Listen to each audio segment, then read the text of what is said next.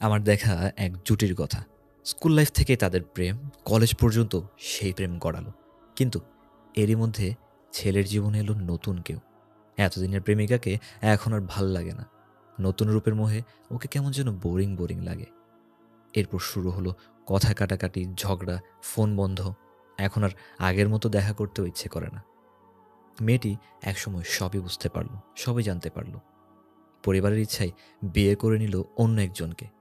ভালোই আছে এখন সে, কিন্তু মাঝে দিয়ে নষ্ট হয়ে গেছে তার অজস্র অনুভূতি, তার প্রথম স্বপ্ন, প্রথম প্রেম। ভুল মানুষকে ভালোবেসেছিল সে, কিন্তু স্বামীর স্পর্শ কখনোই তার জন্য প্রথম স্পর্শ হবে না। ভার্সিটির রঙিন প্রেম, ৩-৪ বছর তুমুল সম্পর্ক চলল। কোনো বাধা নেই, কাছে টানো, দুজন দুজনের মাঝে হারিয়ে যাও। কিন্তু ঝামেলাটা বাঁধল বিয়ের সময়। আলিশাকে সমবয়সী বেকার ছেলের সাথে বিয়ে দেওয়া হবে না। ওইদিকে সাইদ চাকরি পাচ্ছে না।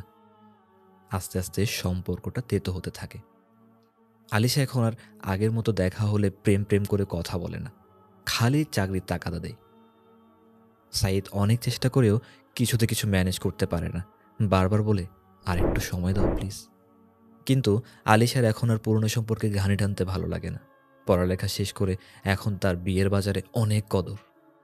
চাকরিজীবী ভালো পাত্রের সাথে কথা বলে তার মনে নতুন অনুভূতি নাড়া দেয়।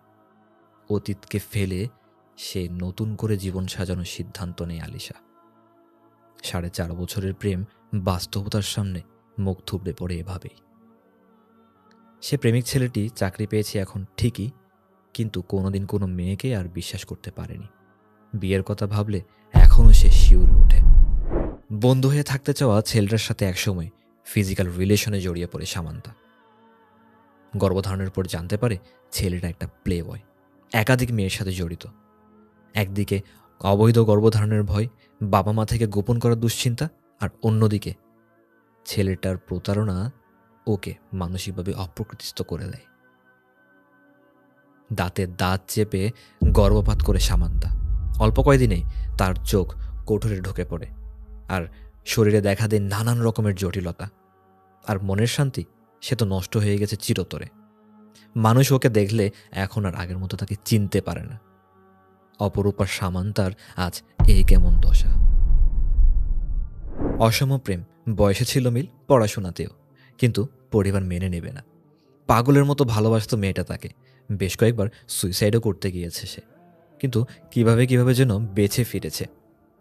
সময়ের স্রোতে দুজনের বিয়ে হয়ে গেছে দু জায়গায়, কিন্তু এখনও তার কথা মনে পড়ে মেয়েটার, ভীষণভাবে মনে পড়ে। স্বামীর সাথে অতীত প্রেমিকের তুলনা করতে করতে এখন বিয়েটা তার কাছে বিরক্তিকর মনে হয়, আর সংসার লাগে বোঝার মতো। হৃদয়ের ক্ষতটা ছাই চাপা দিয়ে স্বাভাবিক থাকার অভিনয় করে যায় সে। কিন্তু ডিপ্রেশনের ঔষধগুলো হয়ে গেছে এখন তার নিত্যসঙ্গী। প্রেম করে বিয়ে হয়েছিল সারা আর সাকিবের। বিয়ের পর প্রথম প্রথম দুজন আলাদা থাকতো, দোকান রেস্তোরাঁয় দেখা সাক্ষাৎ হতো। ২-৩ বছর পর নিজেদের সংসার শুরু হয়। কিন্তু শ্বশুর বাড়িতে থাকতে গিয়ে যেন ধাক্কা খেল সারা। ও জানতো ওদের মধ্যে কিছুটা অমিল আছে, কিন্তু মানুষ যে এতটা নীচ, এতটা ছোট লোক হতে পারে তা ওর শ্বশুরবাড়ির লোকদেরকে দেখার আগ পর্যন্ত ওর ধারণাতেই ছিল না। অথচ সাকিব ওর পরিবারের অন্যায় আবদারের সামনে একেবারেই চুপ। এতদিনের প্রেম, এত শখের বিয়ে, এতদিনের সম্পর্কের পরেও সংসারটা আর শেষ পর্যন্ত টিকল না। সাকিব কিন্তু ভালোই আছে, পরিবারের পছন্দে নতুন বিয়ে করে সুখেই আছে।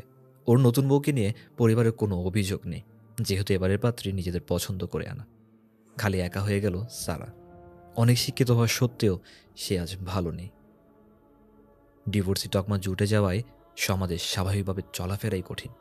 মাঝে মাঝে উদাস হয়ে ভাবে, জীবনটা কি এতটা এলোমেলো হওয়ার কথা ছিল? আমাদের সমাজে খুব অল্প প্রেমে বিয়ে পর্যন্ত করায়। আপনার দেখা জুটিগুলোর মধ্যে প্রথম প্রেমকে বিয়ে করতে পেরেছে কয়জন ভেবে দেখুন তো। আর সেগুলোর বিয়ের কয়টিই বা টিকে আছে? আর টিকে আছে যে সম্পর্কগুলো, তাদের কয়জনই বা ভালো আছে?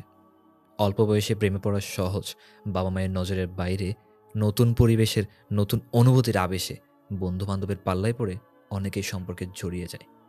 দুজনই দুজনকে কথা দেয় তোমাকে সারা জীবনের জন্য আপন করে পেতে চায়। বৃষ্টিমুখর কোনো আবেগঘন সন্ধ্যায় হাতে হাত রেখে বলে, তোমাকে ছেড়ে কোথাও যাব না।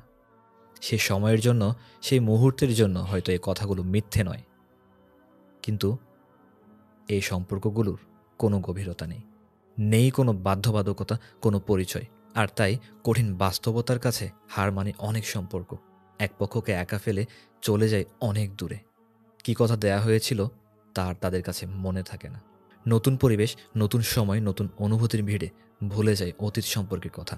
নষ্ট হয় মানুষের মন, স্মৃতিরা আঘাত হানতে থাকে। আর আগের মতো নিষ্পাপ, আগের মতো পবিত্র হওয়া যায় না। আর সরলভাবে বিশ্বাস করা যায় না বর্তমানে মানুষটাকেও। স্বামী স্ত্রীর মাঝে সৃষ্টি হয় মানসিক দূরত্ব। আল্লাহ তাআলা সৃষ্টিজগতের সব কিছুকে জোড়ায় জোড়ায় সৃষ্টি করেছেন। তিনি জানেন আমাদের সঙ্গীর প্রয়োজন, তাই তো তিনি আমাদের জন্য জুটিও লিখে রেখেছেন অনেক আগেই।